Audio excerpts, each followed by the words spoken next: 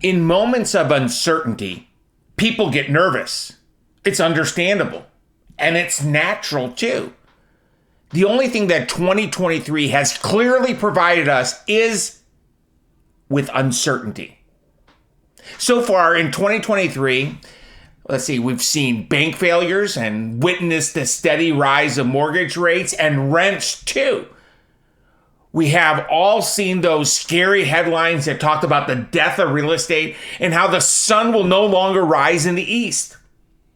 We've waited with bated breath to hear what Jerome Powell is going to say about inflation and where he's going to take the Fed funds rate. We hear him use terms like soft landing, and then the media's lead story is how a recession is coming, and that many believe that recession means housing crisis.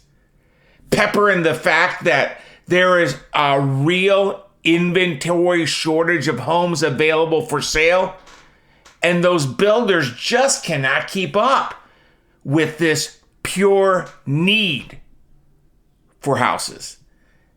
Hence, so far, 2023 has equaled uncertainty. This is an important episode of the Martini Mortgage Podcast, episode 184, and I'm calling it Behind the Curtain. Now, before we take a sneak peek behind the curtain, I have to make those legal folks happy. So, I am Kevin Martini, and I am a certified mortgage advisor and producing branch manager, NMLS 143962, with the Martini Mortgage Group at Gold Star Mortgage Financial Group Corporation, NMLS 3446, Equal Housing Lender. The primary purpose of this podcast series is to inform, entertain, and educate. The information, opinions, and recommendations presented in this podcast series does not constitute legal or other professional advice, opinions, or endorsements of any kind. Let me talk about opinions. Everyone has them. They're just like a belly button. However, who the source is of the opinion really matters. And in this episode of the Martini Mortgage Podcast, I'm going to share what the industry experts are sharing and give you my breakdown of what they are saying through the lens of a certified mortgage advisor. The quote is, "We believe there's more restrictions coming." Jerome Powell said this on June 28, 2023. And on this date is where he basically broadcasted that more rates hikes are likely. Then he said at the press conference after the last FOMC meeting, and I quote, "The historical record cautions strongly against premature loosening policies," end quote. To me, this means he is no longer going to loosen the reins anytime soon. Then most recently on the 12th of July, he shared, and I quote, "We will continue to make our decisions meeting by meeting based on the totality of incoming data and their implications for the outlook of the economy, activity, and inflation," end quote. It is my hope that he truly means this. But in my experience, the Fed has always been late to the party, and they stayed to the party way too long. At the time of this recording, the Fed funds futures are predicting an increase of 0.25% in July and 0.25% in September. But why not August? Well, the reason is there's no prediction for August is because there's no meaning for August. And you might say, why don't they just go ahead and do 0.5% right away and rip that Band-Aid off? Sadly, it just doesn't work that way. It is important to know that the Fed does not control mortgage rates. Let me say it again. The Fed does not control mortgage rates. Mortgage rates live in the bond market, and the nemesis to the bond is inflation. Based on my knowledge of being a certified mortgage advisor, I believe the market has already forecasted where inflation is and what the Fed is going to do. So when they move, or let me correct that, if Powell and the Fed move, I think it's already baked into the pricing today as it relates to mortgage rates. Let me talk about affordability, specifically home affordability. Just because mortgage rates are higher than we have seen in the last several years, it does not mean that homes are not affordable. Mortgage rates are only one pillar of the three pillars of home affordability. The other two pillars are home prices and wages. Right now, people have jobs, and those jobs are producing higher income than history.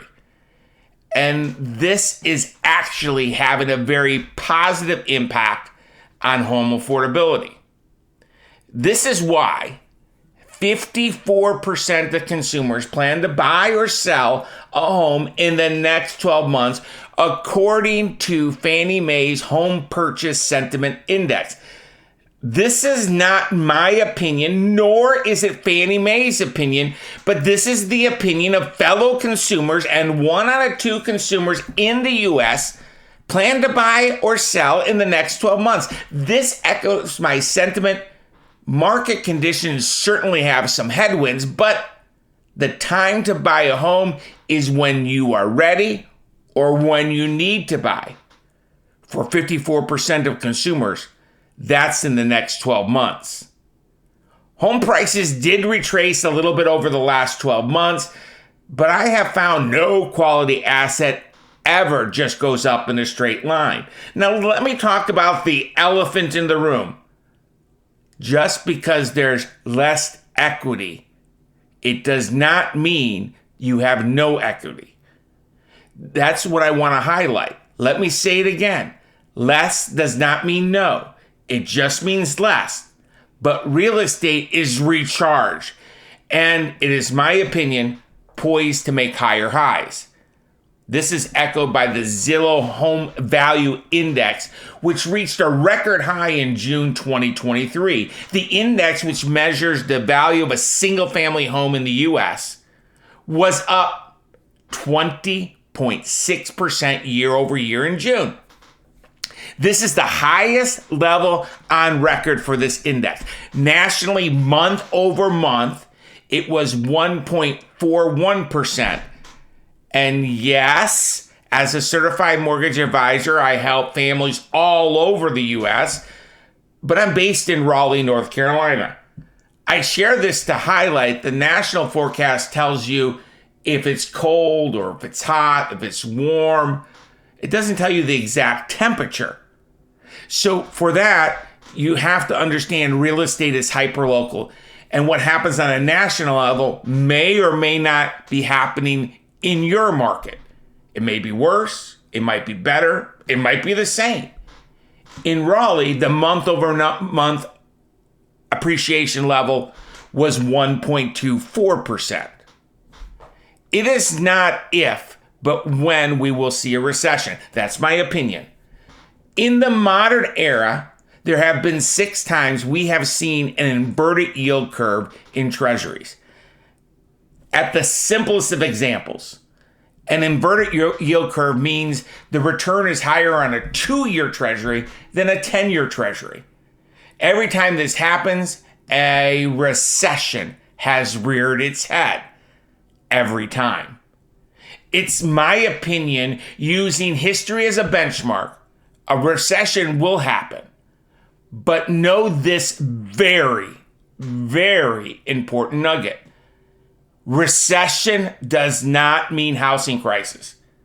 The housing crisis in the U.S. that occurred in 2008 was not because of a recession. The housing crisis caused the recession. This is not an opinion. This is an undisputed fact. It's critical to highlight. The events leading to the housing crisis in 2008 are not present in the current marketplace. And steps have been taken to correct the 2008 mortgage renaissance from ever happening again. Today, the market is healthier. Today, the market is stronger. Now, I want to talk about those institutions that have an S in their name. You know the ones: Silicon Valley Bank, Signature Bank, Silvergate, or Credit Suisse. The bank failures was not associated with housing or the economy. It was a direct result of some very smart people investing in very safe assets and falling asleep at the wheel while managing those assets. That's it. The bank failures we have seen, I do not think will be an ongoing concern, since all the people are right now awake and they are properly caffeinated. Let me share 2 fun facts about home prices and mortgage rates performance in past recessions. Let me start with home prices. If we take out the unicorn Great Recession out of the equation, 4 out of the last 5 recessions, home prices actually went up. And the 1 out of 5 times they went down, they only went down 1.9%. 6 out of 6 times, 100%, from peak to trough of a recession, mortgage rates declined north of 2% on average. Now, that's a crunchy nugget, isn't it? In the modern era, every time there has been a recession, mortgage rates have gone lower. And there is no evidence that this trend will stop when the next recession rears its head. Wow. I just shared a lot in a very brief period of time. But if you have questions or want further clarification, I invite you to give me a jingle. My name is Kevin Martini, and I'm a certified mortgage advisor with the Martini Mortgage Group. And you can reach me by dialing 919-238-4934. In closing, this market has more opportunities than challenges. Perhaps you've been thinking of upgrading your address to a larger home, or maybe you're thinking of downsizing. Oh, by the way, if you're thinking of downsizing, know this fact: downsizing is not downgrading. Maybe you're a first-time home buyer and thinking of jumping into home ownership. Regardless of where you are or what your experience is, when considering home ownership, the first step is always the home loan. And then go find your home after you are armed with not just price and cost clarity, but with certainty that you can do it. I am here to help. I am here, and I invite you to give me a call for a free transition strategy session. Maybe you're transitioning from one home to another. Maybe you're transitioning from a renter to a homeowner.